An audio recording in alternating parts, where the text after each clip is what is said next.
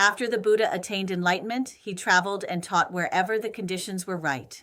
One day, he spoke about a special story from the past. There was once a small dragon who was caught by a giant golden-winged bird. Just as the bird was about to eat him, the little dragon looked down and saw a monk meditating at the foot of Mount Sumeru. With the last strength of his life, the dragon sincerely prayed to the monk for help and protection. Although his body still died, that final moment of sincere goodness created a powerful cause. Because of that one thought of kindness, he was reborn into a Brahmin family in the kingdom of Shravast, becoming a beautiful and exceptionally intelligent child.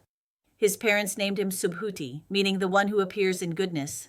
As Subhuti grew up, he became extremely clever. No one could match his intelligence. But because of habits carried from past lives, he had one very serious problem: his temper. He got angry easily and for no reason at all. He would shout at people, at animals, at anything. Even the wind moving the grass could make him furious. Everyone around him, parents, relatives, neighbors, friends, found him difficult to bear. Feeling unwanted, he left home and went to live alone in the forest. But even in the forest, nothing changed. His temper followed him. He yelled at birds, at wild animals, at shaking trees, at everything. A spirit living in the mountains watched this every day and felt helpless. One day, the spirit appeared and said, "Why did you leave your warm home to live here? You're not practicing goodness. You're still the same, getting angry at everything. Staying here like this has no purpose. You're just making yourself suffer."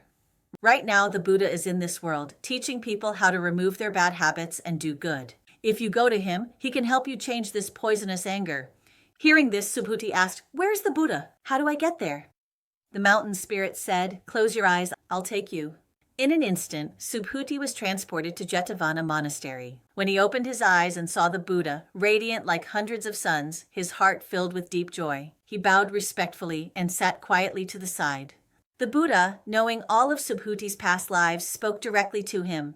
"Anger burns the good within you. It makes the mind ugly and increases ignorance. It destroys your goodness and pushes you to harmful actions. In the end, you yourself must suffer the consequences, falling into painful realms. Even after rising from such suffering, you will continue to be reborn as beings with poisonous minds, snakes, dragons, demons, spirits, fighting and harming one another endlessly." Hearing this, Subhuti was terrified. His hair stood on end. He deeply regretted his behavior and sincerely confessed his faults before the Buddha.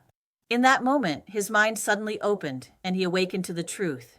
He then asked the Buddha if he could become a monk. The Buddha said, "Welcome, monk." Instantly, Subhuti's hair fell away, his robe appeared, and he formally entered the monastic life. Soon after, through diligent practice, he attained full enlightenment and became an arahant, respected by both humans and heavenly beings. This story teaches us something important about our own lives. Many people seem gentle, while others are born with a fiery temper. Sometimes, in a peaceful family, only one person has a sharp, explosive personality. Why? Because these are habits carried from past lives. If we did not change them before, they continue into this life.